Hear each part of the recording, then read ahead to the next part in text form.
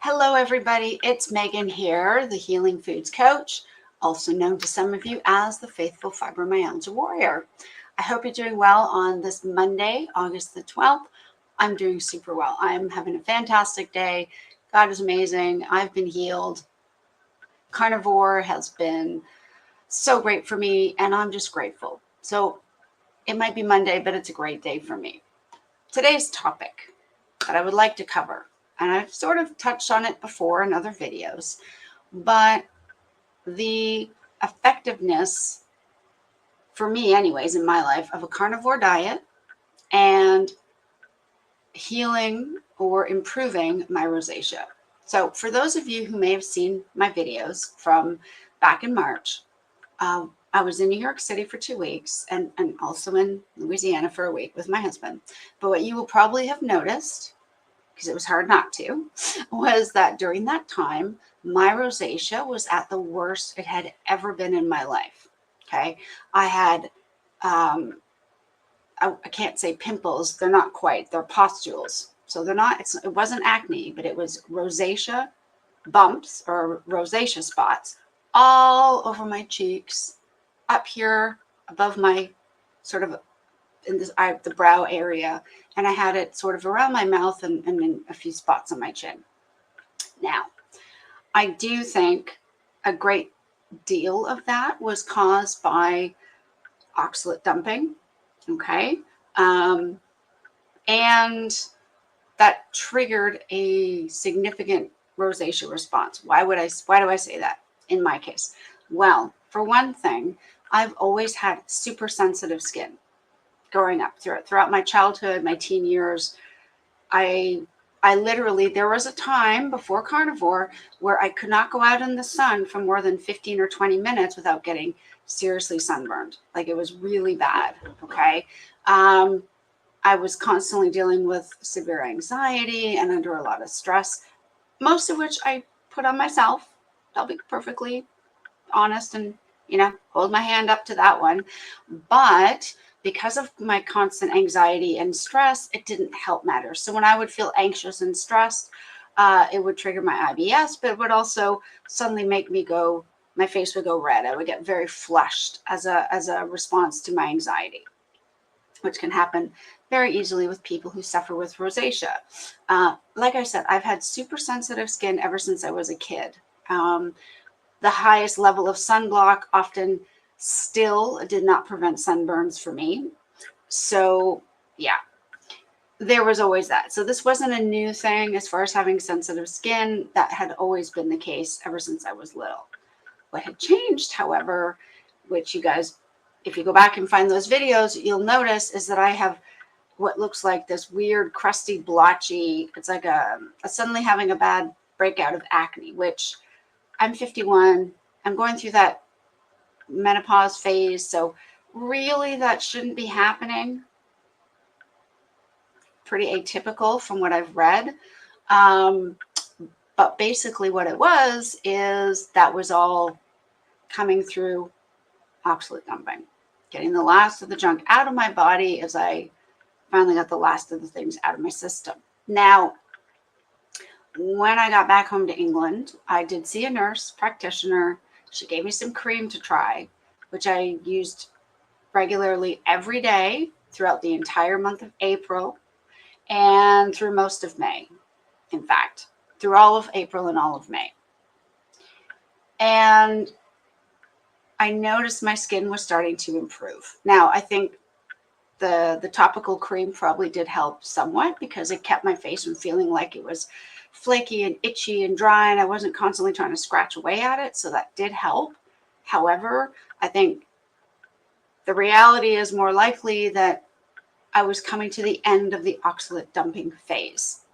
Okay. I have not eaten plants in 4 years. So I got the plants out of my system a long time ago. However, having watched numerous videos by Sally K. Norton, who is a definitely renowned expert in this area, what I didn't quite understand is that as my thyroid, as some of my inner organs and systems were finally now healing because so many other things had healed first. the brain fog, the chronic pain, the inflammation, carrying extra weight, all of that started to clear up fairly quickly. However, the body will prioritize what it needs to take care of first. And usually things like I've said in other videos, your skin, your hair, eyebrows, nails, teeth, those are kind of the last things that the body will look to heal, which is why often it takes so much longer for those things to improve or reverse when you're on a carnivore diet. It will, I think you'll find it definitely happens, but it could take quite a bit longer because there's so many other things the body's trying to heal first as a priority. Okay. So even though I've not had any plant materials, have not eaten any oxalates of any kind for almost 4 years, it took until that point for my body to finally go, okay, she's not eating anymore. We can now start releasing anything that's been stored in the body fat tissues. We can release the stuff that maybe the thyroid has been storing as we get her. Now we can work on getting her thyroid functioning optimally, get the hormones running and ticking away like they should be, which then allowed more of the stored oxalates to be dumped. So the majority of them got released when I first went carnivore. Okay. But it was those last bits that were being stored that were finally getting dumped out after almost 4 years that caused my skin to react. Because when you get rid of the oxalates, because they're so bad for the body, especially if they build up over time, when you dump them, they can then re-trigger a reaction, a histamine type reaction. And in my case, that just meant my sensitive skin, which has always been the most sensitive on my face, that caused my skin to sort of push it all out in the form of rosacea bumps, if you will. So it took a few months, but I finally started to notice my skin was improving. Now, I spent I spent most of June and the first week and a half of July in Canada, visiting my son and his girlfriend. So I was out enjoying fresh air every day. I got to enjoy a bit of sunshine, not loads, to be honest, other than just out walking around and just enjoying my time. So it wasn't like laying in the sun constantly. But I think the vitamin D absolutely had a very healing effect on the face of my skin. And let me just quickly say, I was not sitting out in the direct sunlight for hours at a time. I would make sure I would look up at the sun with my eyes closed first thing in the morning to sort of signal the brain, hey, it's time to wake up and get going. But then if I was out, I often had a hat on, okay, because I wanted to protect my eyelids, protect my eyeballs from the searing rays of sunshine. So vitamin D is great, and absolutely, I was not going to stop going out in it. 20 minutes here, half an hour there. I think I spent one day, I was out reading for about 45 minutes max, which, I wasn't reading a good book. But other than that, I made sure to keep my face quite protected. Vitamin D is so good for us, right? But what I had noticed while I was there, certainly heading into end of June, was that my skin, I had a few times where I forgot to put this cream on that the nurse had given me. And yet it didn't affect my face. My skin continued to feel nice. It wasn't dry. It wasn't itchy. It wasn't flaky and scratchy. And all the bumps had cleared up. In fact, my face continued to get better. The skin on my face continued to heal more and more. And what I realized was that actually, whatever good that topical cream might have done in the initial stages, trying to calm the itchiness and the bumps down, I didn't need it any longer. So I stopped using it. I wanted to see what would happen. I mean, if worse came to worse, fine, I'll start using the cream again. But in fact, I never went back. I never used it after that. And my skin had completely cleared up. Now, you might see a few little spots here and there because rosacea is triggered for many people when it's really hot outside, hot and humid particularly, but definitely hot weather, or when it gets really, really cold. So through the winter time, and also on days like today, 30 degrees Celsius here in Colchester. Sorry, I'm not sure what that is Fahrenheit wise, but that's hot. And we get a few days like this every year, but it's not like we have it starting in June and lasting all summer long. Days this hot are not a regular thing in this country. And of course, it's been high 20s, almost 30 for the past week or so.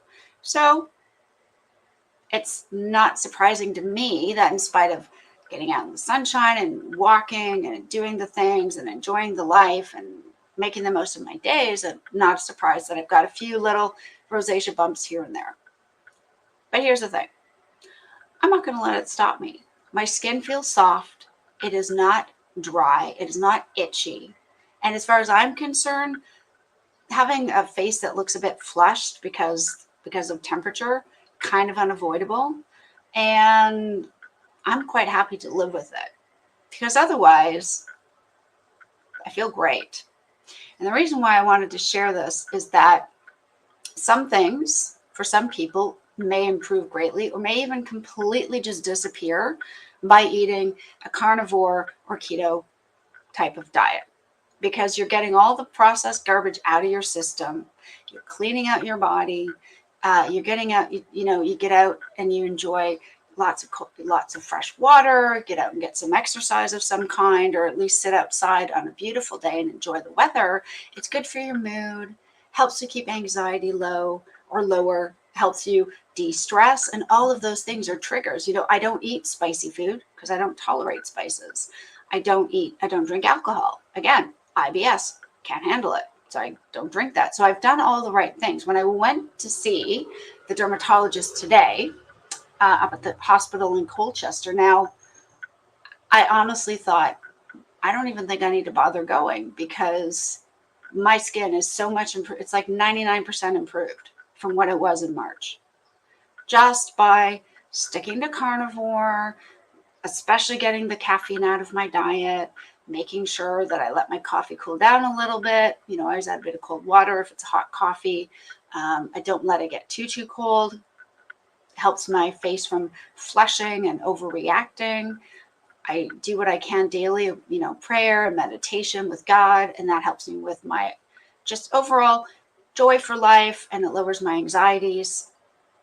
All those things I'm already doing, which is everything I'm supposed to do just for life in general, never mind to try to manage rosacea. And, I don't know if eczema or psoriasis are similar, but I know there are people who have said that has improved for them dramatically. And in some of them have found it goes away completely by going completely carnivore / animal based, however you want to frame it. So I went to see the dermatologist today because, again, the referral was made in the first week of, the beginning of April, early April, and there was a waiting list. And I thought, well, maybe she'll have something else to share with me. She was a lovely lady, but here's the thing. When I shared that, no, I don't put anything on my face. I don't put any creams, lotions, nothing. My face gets wet every morning when I shower. That's it. I don't put anything on my skin because I don't want to risk it. Don't want to, yes, I make sure to put a hat on if I'm going to sit outside, read or something. What she did for me, first of all, was she prescribed me 2 creams. Okay. The first one is supposed to be a deep moisturizer with no colors, dyes, or added effects. It's supposed to calm redness that you have to apply twice a day. Seems benign, right? Well, I got the prescription filled at the hospital, walked it home with me. I did 6 miles, by the way, today. There you go, just a fun fact. Drank lots of water as well, so don't worry there. So I brought the stuff back. I looked at some of the ingredients on this so-called moisturizing lotion that's supposed to be kind and gentle to my skin as someone with rosacea. And perhaps it's for people with, it might be even for people with psoriasis or eczema too. I'm not sure. It's called Zero Base. It's an emollient cream. The first warning on the label, okay, says caution. This is it. No, it's not going to show up well for this. There it is. Zero Base. okay? By prescription only. The first warning it says is highly flammable. Keep your body away from fire or flames if you put on the cream. I'm sorry, what? This is supposed to calm my skin, but it's also highly flammable? Yeah, I don't think so. The other thing that she prescribed to me is a gel that is only supposed to be used during a flare-up, and it contains, listen to this, okay? This is crazy. Azelaic and benzoic acid. Acid. Wow. I'm sorry. I have no desire to use either of those creams anytime soon, because the warning on both of them, and that one's flammable as well, terrifies me. So something that is supposed to be soothing and cooling and calm to my skin is also a fire hazard. Wow, that is insane. Now, that's what they prescribe to put on skin. That's what there is. I think personally I'm going to just keep sticking with my carnivore diet, drinking plenty of cold fluids. By the way, this is my favorite. This is my favorite mug. My husband got me this years ago. Eeyore. Oh bother. He was always my favorite Winnie the Pooh character. Has ice and water in it. That's it. A little bit of sea salt. Okay. I'm going to keep drinking lots of fluids like water and decaffeinated coffee. That's it. Keep up with my fluids. Keep hydrated because that's good for your skin too. And I'm going to continue with carnivore. And unless I get seriously desperate for some bizarre reason, I will not be putting either of those things on my face because I'm sorry. Acids and flammable. That does not seem to me like something good that one should be putting on one's skin. Totally no. But on the bright side, I had a really good walk home from her clinic was up near the hospital, so that was a good 2-mile walk home. And then I did a few miles earlier today getting the groceries. So I suppose it could be. I'm trying to find the silver lining here, but if you are struggling with skin issues, and I don't think she did not mean in any way to be giving me anything dangerous or bad. I mean, these are considered safe, but the fact that they tell you keep it away from your eyes, don't get it in your nostrils, up your nostrils, in your mouth. It's only for external use because it could cause a lot of issues. By the way, it's acid, and yes, it is also highly flammable. Kind of just reminds me of how quickly I would have been in the past to accept any sort of lotion, cream, or anything prescribed to me just because it came from a medical person. It does not always mean necessarily that we should. And she was a lovely lady. She said she was 99% sure it was just rosacea, but she wants me to go get blood work done to rule out, lupus or something. I know it's not lupus. I was tested multiple times 10 years ago when they were trying to rule things out before they diagnosed me with fibromyalgia. So I know it's not lupus.